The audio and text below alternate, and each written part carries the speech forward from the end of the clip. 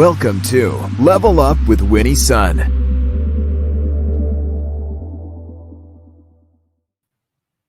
Thank you so much for tuning in, and happy Friday to you. I don't know about you, but goodness, it's been a great week. It's been really busy. I'm looking forward to the weekend and hope you are as well. I'm excited to see all of you joining me today. If you're joining me on a replay, a big hello to you. Thank you so much for tuning in. It's wonderful to have you with me. A big welcome also to my friends at Modern Mom, because you know we're streaming to you now as well. It's been a really busy day today. I want to say a huge, big thank you to both Yahoo Finance, who had me on their show today, as well as the wonderful executives and employees at Hensel Phelps for having me speak with them regarding financial planning during this very busy tax season. Let's start with the market. Let you know how it closed. The Dow closed up 164 points, NASDAQ up also 13, and the S&P closed up 15 points. This is the way to end the week. The U.S. stock market ended strong this week as we continue to get some strong earnings out of the many, blue chip listed companies that have reported earnings. Investors continue to have plenty of appetite in value companies, value companies that pay dividends, in addition to the familiar tech names, which also overall did all right today. It's starting to get actually really interesting, and even more cities start to ramp up their pandemic vaccinations, and we're starting to toe dip back to normalcy. So, hey, even Disneyland is opening back up later this month. We talked about that yesterday. The COVID-19 pandemic certainly changed entertainment for us too. Let's talk about this. It's all about streaming, and video streaming subscriptions were reported to have topped 1 billion for the first time in 2020.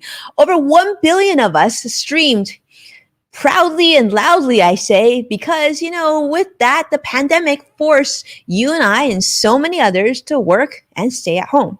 So entertainment at home rose 26% to 1.1 billion in 2020, according to data that was shared by the Motion Picture Association today. Let's just say that the timing for Disney Plus, which, started November 2019, turned out to be almost perfect. Literally almost perfect. So now the challenge for these streaming companies like Disney, Netflix, and so many others is what's next? How can they continue to increase revenue, market share, and so many other things? So are they looking at higher subscription fees? We're already starting to see that. We saw that with Netflix as well, Disney Plus. There's been more competition. And they're also talking about more password crackdowns too. So we'll see. We'll see what happens. Now, today on Yahoo Finance, thank you for those of you who joined me. I chatted with hosts Shauna Smith and Adam Shapiro, two powerhouses, about the key differences between IRAs and Roth IRAs. I'm excited because many of you submitted questions this week on those particular topics. So we're going to get to those in just a moment here on the show. With tax season upon us, it's just it isn't just a good time to think about retirement, but it's also a timely time too, because up until your tax filing date, or May 17th, which is a Monday, you can still contribute to your IRAs. And for this year, you can contribute up to $6,000. Unless you're over the age of 50, then you get an extra $1,000. You can contribute up to $7,000 as long as you have income. Now, today on CNBC, there was an article talking about how much Americans have saved up in their 401k plans by the age of 30. Now, if you're 30 or you're nearing 30 or you passed 30, let's see how you compare, because Fidelity Investments recommends, this is in their sort of analysis, of having saved up at least 1 year of your income. And I'll say that as a longtime financial professional, I always like to see that as sort of the beginning bar. So according to their study, the average 401k balance for people between the ages of 30 and 39 is right around $50,000 as of 2020, at the end of 2020. But here's what sort of analysts will say. Analysts say typically by the age of 40, you should have saved about 3 times your salary. And then by the age of 50, 6 times your salary. And then by the age of 67, which hopefully at that time you're close or at retirement, you should have close to 10 times your salary saved. This is really important. Because if you haven't done this yet, this is a good time to reach out and put this into fruition. You want to have enough retirement assets so that you can utilize that when you're no longer working, and ideally be able to go ahead and use some of that interest of the growth of that portfolio as well. So where should you go next? I want you to visit Sun Group Wealth Partners to put together a financial plan and get things started. The sooner, the better. Now, on other news, your next Apple iPhone may not be coming with a power adapter. Now, you may have already been hearing this, but this is right. Apple shared today in its 2021 Environmental Progress Report, which covers the 2020 fiscal year, that their decision to stop bundling power adapters with their goods, such as, the iPhones that we love, will save 861,000 tons of copper, zinc, and tin. And I'm sure it will also save Apple even more than that, and of course, reduce shipping costs as well. And last year, Apple reduced their CO2 emissions from 25 million tons to emissions from 25 million tons in 2019 to 22.6 million. I apologize. And also reduced their energy use by 13.9 million kilowatts as well. So their efforts to extend Apple's supply chain, where more than 110 suppliers have also committed to using clean energy. That's actually pretty exciting. I'm excited to hear this. I love hearing companies take into account our planet, our people, and all these social benefits. Whenever you do things that are good for the environment, that benefits all of us. So thank you, Apple, for doing that. We love that. Let's jump to what we're here for, which is on Fridays, my friends. That is Ask Winnie Anything. You have submitted so many questions, and we're going to answer some of those on the show. Now, we specifically picked some questions pertaining to retirement because we know right now there's pretty much 1 month left during tax season. Hello, Vicky. It's so wonderful to see you. We've got about a month left for tax season, and this means we should get things ready. And so you have a lot of questions. So let's share the first one with all of you, and hopefully this will help each of you with your decision on what to do.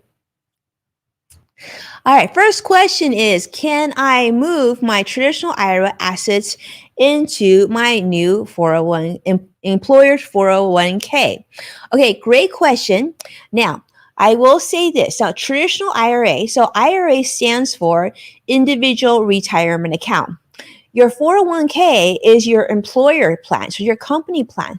So typically you wouldn't commingle the two assets. Now, if your money was hypothetically in another 401k at a previous employer, that you could actually commingle and put together and roll into your new 401k plan. But typically, if it's traditional IRA, you've made that contribution, you wouldn't put that into your company 401k. But I applaud you for doing both. And that's a really important thing to remember. You can always do the 401k or the Roth 401k if you have that option at work, but you should always consider, I say this is like, for my clients and I, this is something I love helping them with, setting up that Roth IRA or traditional IRA on top of what you're already saving for your company plan. And as you know from what we just talked about earlier, it's important to get your retirement savings as high as possible.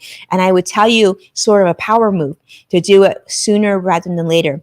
The younger you are, the bigger benefit it is for you. So if you're watching and you're in your late teens, you're in your 20s, your 30s, absolutely make sure to make that IRA a priority. In fact, I opened up my first IRA when I was 19 years old. And that was really, really helpful as I continued to get older and continue to earn money and sock away money for retirement assets. So great question. If you have any more questions on that, definitely jump on sungroupwp.com and we have more information on that website for you. All right, next question. Let's see what we've got. Okay, can I borrow money from my IRA? Now, great question.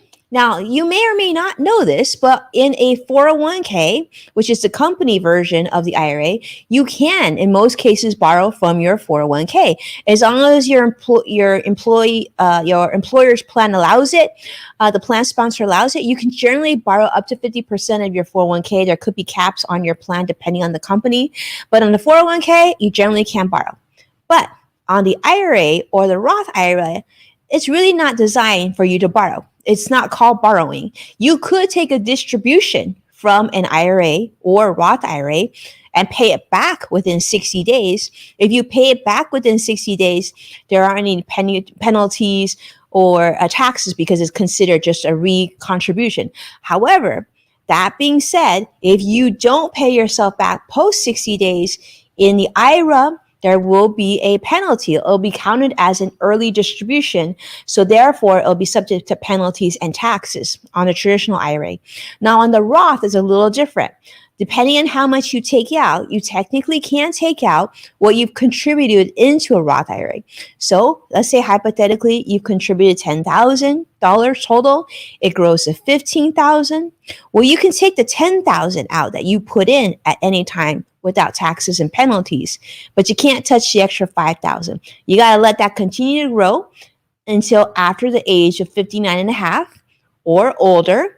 And that way you can sustain all those amazing tax benefits and all those things. Because as you know, a Roth IRA grows to be 100% tax-free. That's right, my friends. That's right. I mean, I feel like that needs that definitely needs an excitement because tax-free is something we can embrace. And that's one of the best benefits of the Roth IRA. And that's why, I call the Roth IRA the golden egg. Like, get as much money into that as you can, because that, my friends, is a beautiful thing. Now, there are certain situations that the Roth IRA may not be your best interest. So before you do anything, especially what we talk about on the show today, definitely reach out, speak to a financial professional before you decide on next steps. All right, next question. Let's do it.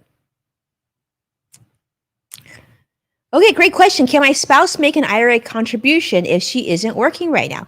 So great question. Since the two of you are married, if you are currently working or one of the two in a marriage are working, then the other can open what they call a spousal IRA. So you just need one person and you both can do it. All right. And this is a great idea because then you're both contributing to your retirement assets. And, if you envision obviously retiring together, vacationing together in the future, it benefits you both to take advantage of the tax deferral, right? And the tax benefits of contributing to the IRA for both of you. So don't lose that opportunity. In fact, I actually, when I was speaking with Hansel Phelps earlier today, that company and their employees, we had a tax professional join us. And this is his words. He says, right now, you should think of taxes being on sale, because our tax levels for individuals are very, very low.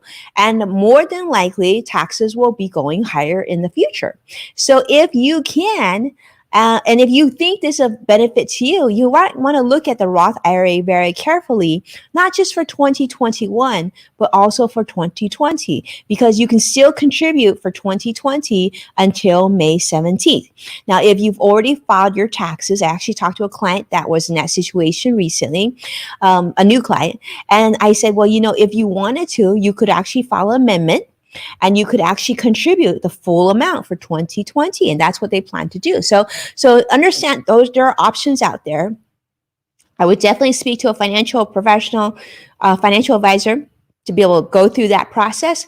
And of course, always consult with your tax accountant. If you do your own taxes, TurboTax is wonderful, and they have tools built into their software to help you with those sort of important decisions as well.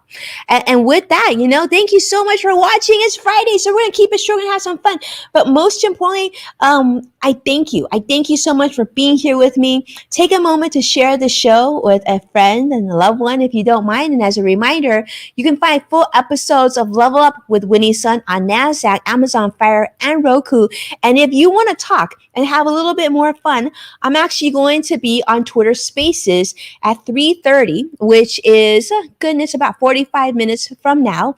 All you have to do is open up your Twitter app on your cell phone and make sure you follow at Winnie Sun. And you can see it on the very top banner. It'll show me sort of highlighting me in little purple circles, and that means that I'll be on at Twitter Spaces, and I would love to see you and have a conversation with you and my friends then. All right, so be well. I can't wait to see you again next week. Take care now.